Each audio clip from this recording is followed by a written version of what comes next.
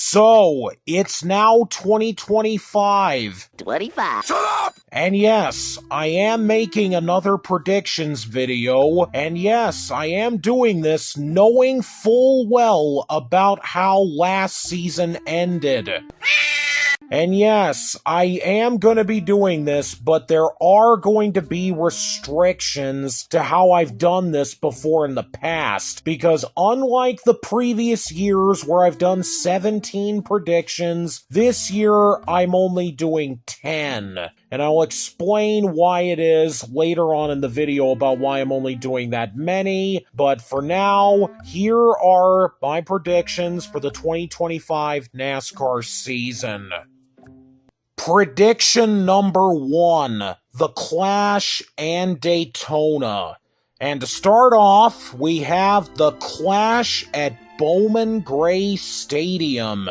Now, I know that a lot of people might not be that interested in this event, considering that the whole concept of stadium racing has kind of gotten stale for people, but there's a part of me that kind of wants to give this idea a chance. And for this race, and I know this is being very redundant, but I'm picking the same guy who I had picked last year for the last Clash at the LA Coliseum, and that of course being Ryan Preece. And now, moving on to Daytona, starting off with the Daytona 500 pole, and this should be interesting because last year, the streak of Hendrick Motorsports dominating the Daytona 500 front row has finally been broken, with Ford dominating the front row last year. So maybe this year,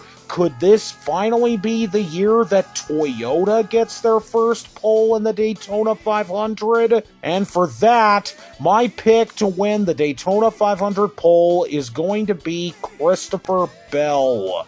And next up for the truck race at Daytona, this one was pretty simple. I'm going to be going with Rajah Caruth to win the season opener at Daytona in the trucks. Next up for the Xfinity Series opener, and this one is also carried over from last year, but I'm once again going with Sheldon Creed to win the season opener in Xfinity, as he is now driving the 00 car for the Haas factory team. And can he please win this time? Because the simplistic thing that I want to say is that I just want it to be someone other than Austin Hill. And finally, the 67th Daytona 500. Now this one certainly was one that was a bit tricky for me, and I had to do quite a bit of thinking about this, but after really taking my time to think about this, the driver who I'm picking to win the 2025 Daytona 500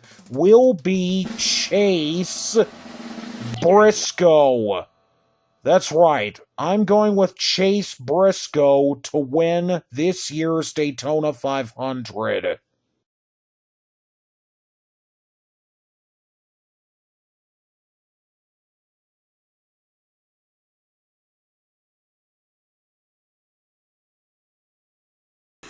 Like that's ever gonna happen. Prediction number 2, and this is my biased prediction about RFK Racing. And for this year, I'm going to be doing more of a general prediction about the team as a whole, because this year, RFK Racing will be fielding 3 cars full-time in the Cup Series. So not only do you have Brad Keselowski and Chris Buescher, but you have the newest addition of Ryan Preece in the 60 car. And therefore, my prediction is that all 3 of the RFK Racing drivers will get at least 1 win this year.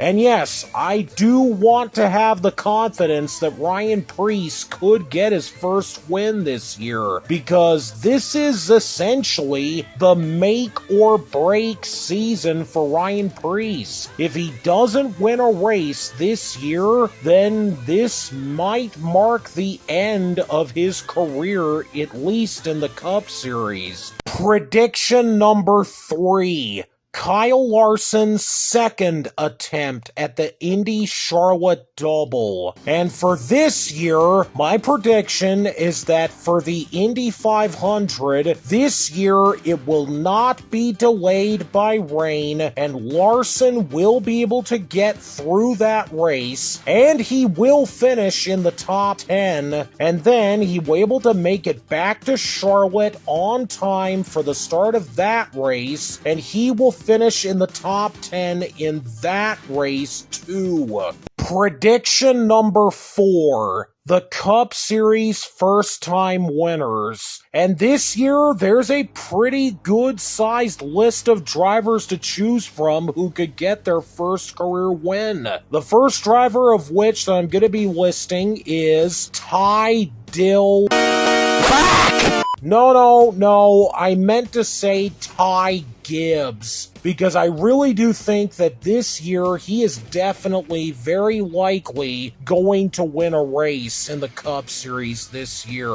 The next driver I'm going to be listing, of course, as I mentioned earlier, is Ryan Preece, and this is the most crucial year for him to get a win, so let's see if he can do it with RFK. And the next driver that I have on the list is Josh Berry, who is now driving for the Wood Brothers. And even though Harrison Burton got them their 100th win last year, maybe Josh Berry can get them their 101st win this year, so they won't have to wait another 7 years before they get their next win. And the next 2 candidates are who I'm considering to be wild card candidates. And the first one of which is Todd Gilliland. I really do think that Todd Gilliland could be in a position to win a race this year with Front Row Motorsports, and it certainly would be in quite the advantageous position to do so, considering that he's been moved to the 34 car, which is FRM's primary number. And the second wildcard candidate that I have, and this one should not come as that big of a surprise, is Carson Hocevar. And yeah, I have to admit, with the way he performed last year, with him winning the Rookie of the Year award, and with his best finish of the year being third at Watkins Glen, I wouldn't put it past Hocevar to potentially get Spire Motorsports their second win in the Cup Series. Prediction number 5. The Xfinity Series first-time winners. And starting off this list, I am once again going to be listing Sheldon Creed. And honestly, I really feel like I'm giving this guy way too much leeway for this kind of prediction, because last year, he managed to outright shatter the record for most second-place finishes without a win with 13. And therefore, it really has to make you wonder, if he couldn't win a race last year with Gibbs, then how will the Haas factory team bode any differently and be the deal breaker for him now? Well, we really have no way to be certain, so we'll just have to wait and see what happens. But as for the new drivers that I want to be listing, the first one that I'm going to be listing is Christian Eckes, who is now driving for Kaulig Racing in the number 16 car. And Kaulig Racing definitely had a very disappointing season last year, so they have to turn things around pretty quick, and I think Eckes definitely could help with that. And the next new driver that I'm going to be listing is Carson Quab Kvapil, who is driving the 1 car for Junior Motorsports. I really think that Carson Kvapil could be able to win a race this year, because last year he almost did win a race at Dover. And the next 2 candidates I'm going to be listing are the 2 new drivers at Joe Gibbs Racing, William Sawalich and Taylor Gray. I think that both of these guys are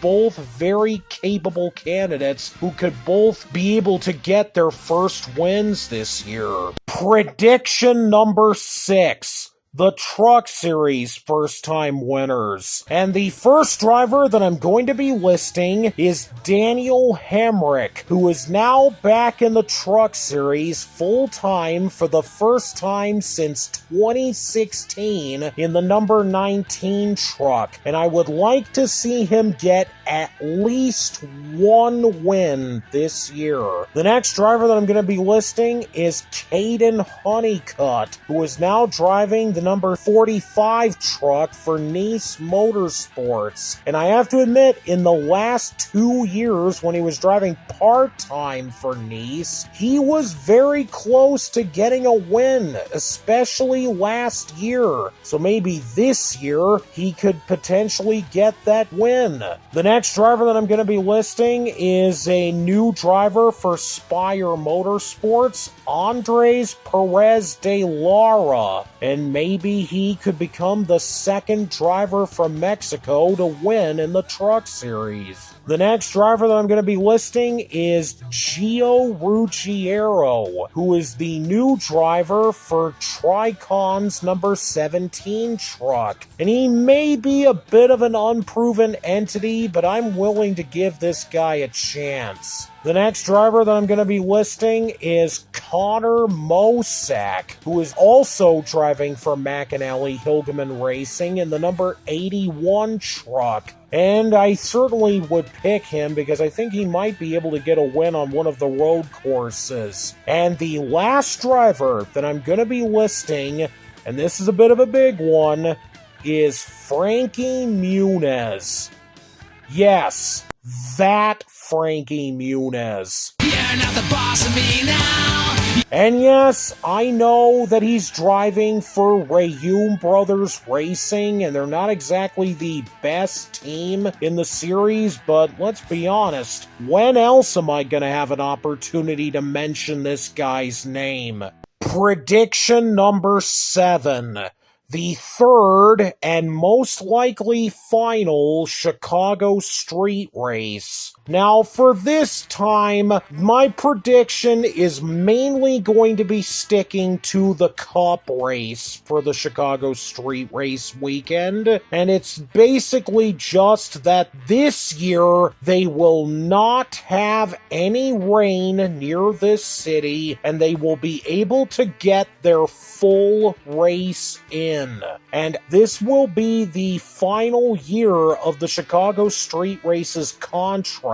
So going forward into next year, there are really only 2 scenarios that I could see happening. Number 1, and this is the one that I think a lot of people would like to see, is that in 2026, Chicagoland Speedway will return to the schedule to take the Chicago Street Race's place for this market. Or the other option that I see happening, which certainly feels a bit more likely, is that NASCAR will relocate their street race to a different city somewhere else in the country. What city would that be? I have no idea, so I really think it remains to be seen what city they would decide to do if they're going to keep this concept going. Prediction number 8. Let's go to Mexico! Yeah, man, let's go get that old Mexico. Now, this is certainly going to be the biggest race on the schedule, no doubt. The first international race weekend for the Cup Series in the 21st century in Mexico City. And it's one of the races that's being broadcast on Amazon Prime. And as for the race weekend itself, the Cup Series is not just the only series there, as the Xfinity Series will also be there with them. And for the Xfinity Series, my picks for the win are really down to two candidates. The first of which, and I have to admit, I can't go against him, it has to be Connor Zilisch. With the way he performed last year with getting his first win at a road course in his debut start, I definitely think he's going to be the favorite to win.